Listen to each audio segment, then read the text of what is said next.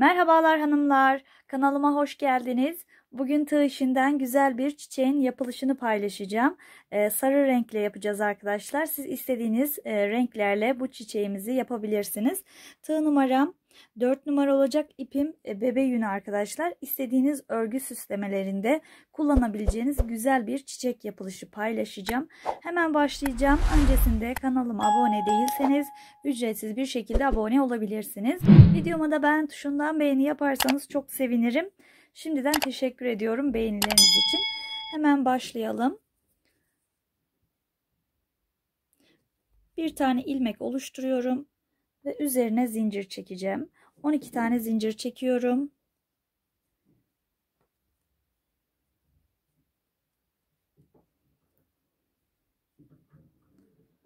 ...12 tane zinciri çektim. İlk birinci zincire geri dönüyorum ve zincirin içerisine batıp buradan kaydırma tekniğiyle birleştiriyorum.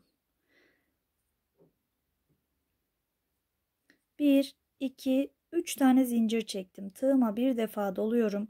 Yapmış olduğum yuvarlağın içerisine batarak buraya ikili trabzanlar yapacağım. Baştaki zinciri de bir trabzan sayıyorum. Buraya 24 tane trabzan yapacağım arkadaşlar. Tığıma doladım. Tekrar yuvarlığa batarak trabzan yapmaya devam ediyorum. 4 oldu. 5, 6, 7, 8, 9, 10. Devam ediyorum. Hızlı bir şekilde burayı 24'e tamamlayıp dönüyorum.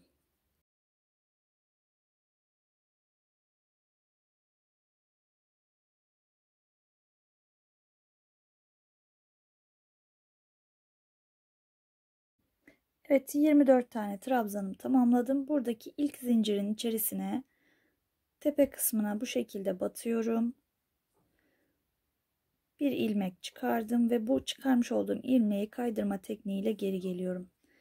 Üzerine 1, 2, 3 tane zincir çektim. Tığıma bir defa doladım. Hemen yanındaki trabzanın üzerine ikili trabzan yaptım.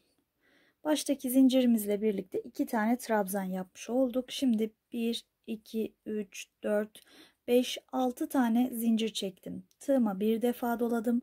Bir tane trabzan boşluğunu atlıyorum. İkinci trabzan boşluğuna batarak ikili trabzan yapıyorum.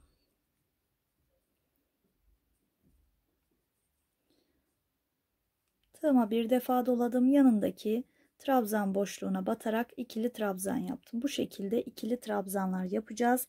Aralarda 6 zincir çekeceğiz arkadaşlar. 1, 2, 3, 4, 5, 6 tane zincir çektim. Tığıma doladım.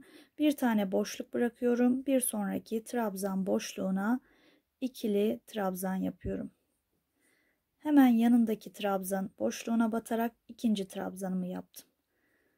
2, 3, 4, 5, 6 zincir çektim. Buradaki trabzan boşluğunu bırakıyorum ve bir sonraki trabzan boşluğuna 2 tane trabzan yapıp aralarda 6 zincir çekerek 8 tane yuva oluşturacağız arkadaşlar. 4, 5, 6 zincir çektim. Bir boşluk bırakıp bir sonrakinden devam ediyorum.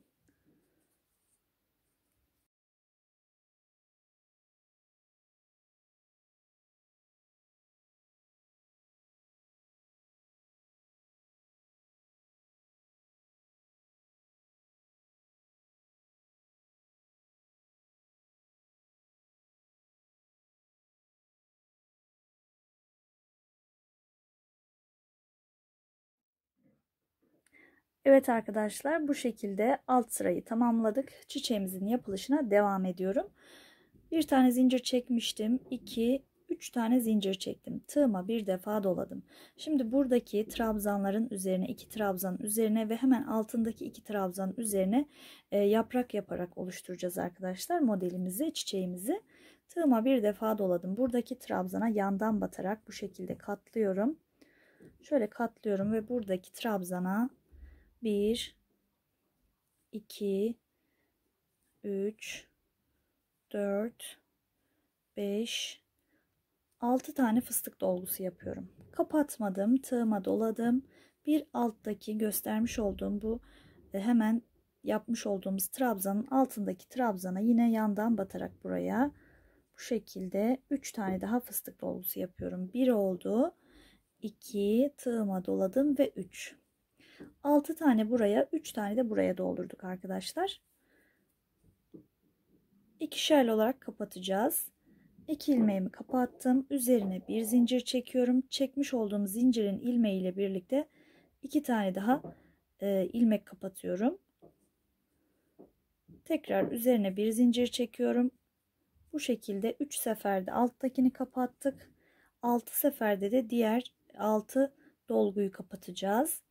Bir zincir çekiyorum. 2 tane geri geliyorum.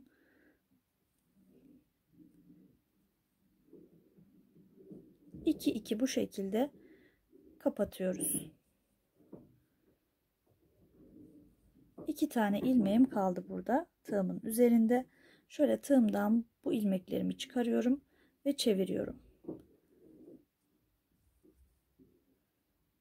Tekrar ters yönden 2 ilmeğimi taktım. Diğer kanadını yapacağım. Tığıma bir defa doladım. Buradaki hemen yanındaki trabzana aynı işlemi yapacağım ve buradaki alttaki trabzana da aynı işlemi yaparak yaprağımızı tamamlayacağım. Katladım.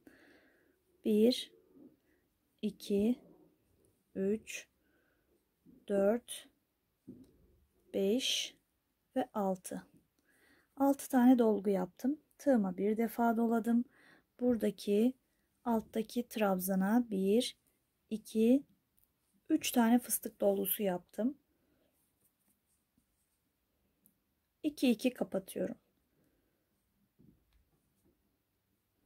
Bir zincir çekiyorum. Zincirle birlikte 2 tane kapatıyorum. Bir zincir çekip ikişerli olarak ilmeklerimi kapatıyorum.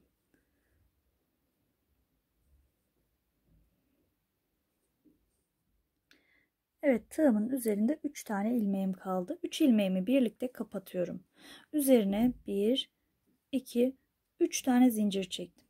Modeli döndürüyorum ve buradaki hemen şöyle yanındaki sık iğneye bu kısma batıyorum. Bir ilmek çıkardım. Kaydırma yöntemiyle buraya bir tomurcuk yaptım arkadaşlar. Bu şekilde çiçeğin yaprağın tepesi oldu. 1, 2, 3 zincir çektim ve buradaki 6 zincir çektiğim kısma batıyorum ve buraya sık iğne yapıyorum. 3 zincirimi sık iğne ile buraya birleştirmiş oldum. Şimdi arka taraftan devam ediyorum. 2, 3, 4, 5, 6 tane sık iğne yaptım. Buradaki ilk trabzanın tepesine batıyorum. Kaydırma yöntemiyle geri geliyorum. Bir tane zincir çekelim. Döndürüyorum modelimi. 2, 3 zincire tamamladım. Şimdi buradaki yaprağımı aynı şekilde şöyle katlayarak buradaki trabzana yapacağım. 2, 3, 4, 5, 6.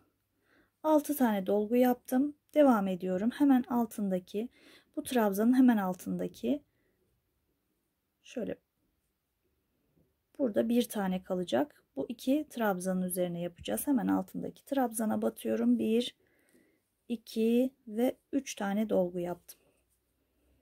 2 2 kapatıyorum. Bütün ilmeklerimi ikişerli olarak kapatıyorum.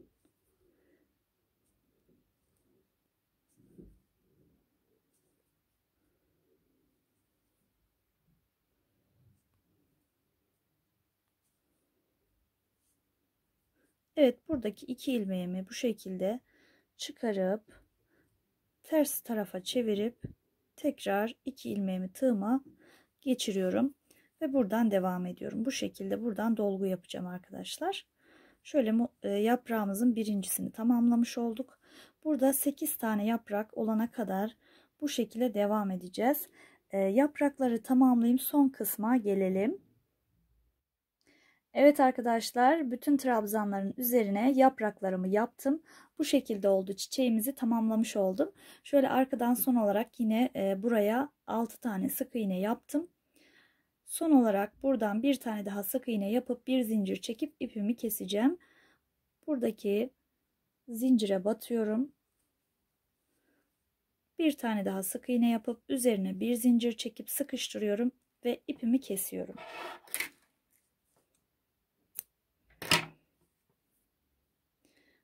Bu ipi de buradaki sık iğnelerin içerisinden geçirip kalan kısmını da keserek tamamlayacağım arkadaşlar.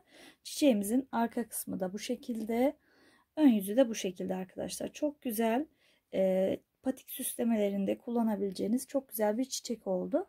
Orta kısmı için şöyle büyük bir inci vardı benim elimde. Bu şekilde inci de koyarak güzel bir çiçek elde edebilirsiniz. İsterseniz buraya küçük bir trabzandan yuvarlak da oluşturabilirsiniz. Bir yuva hazırlayıp içerisine sadece trabzan yapıp orta kısmına da yerleştirebilirsiniz. Dilerseniz de bu şekilde dediğim gibi boncukla ya da inciyle de süsleyebilirsiniz. Bir de benim şöyle küçük incilerim var arkadaşlar. Şöyle uç kısımlara bu şekilde silikonla yapıştıracağım. Son halini verip tekrar sizlere bitmiş halini göstereceğim. Bir de şöyle mavi hazırladım arkadaşlar. Mavi ile de çok güzel oldu.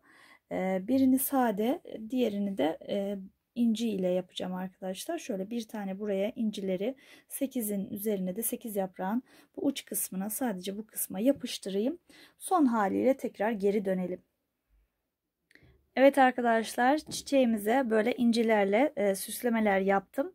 Dediğim gibi sade de bırakabilirsiniz. Birini sade bıraktım. Birinin iç kısmına da bu şekilde beyaz ipimle 12 tane 13 tane trabzan yaparak bir sihirli halka üzerine bir bu şekilde yuva hazırlamış oldum. Böyle içine doğru ittiğimde de daha yuvarlak, daha güzel bir görüntü oldu. Evet, son hali bu şekilde oldu çiçeğimizin. Dilerseniz dikebilirsiniz, dilerseniz de yapıştırabilirsiniz. Evet, incilerle süslenmiş hali bu şekilde. Sade hali de bu şekilde oldu arkadaşlar. Patik süsü için kullanacağım. O yüzden birini sade bıraktım. Bu şekilde dikebilirsiniz patiğin üzerine. Evet, bugünkü çiçek modelim bu şekildeydi. Yapacak, deneyecek olan arkadaşlara şimdiden kolay gelsin diyorum. Beni izlediğiniz için hepinize çok teşekkür ederim. Kanalıma abone değilseniz ücretsiz bir şekilde abone olabilirsiniz. Tekrardan görüşmek dileğiyle. Allah'a emanet olun. Hoşça kalın. Sağlıcakla kalın.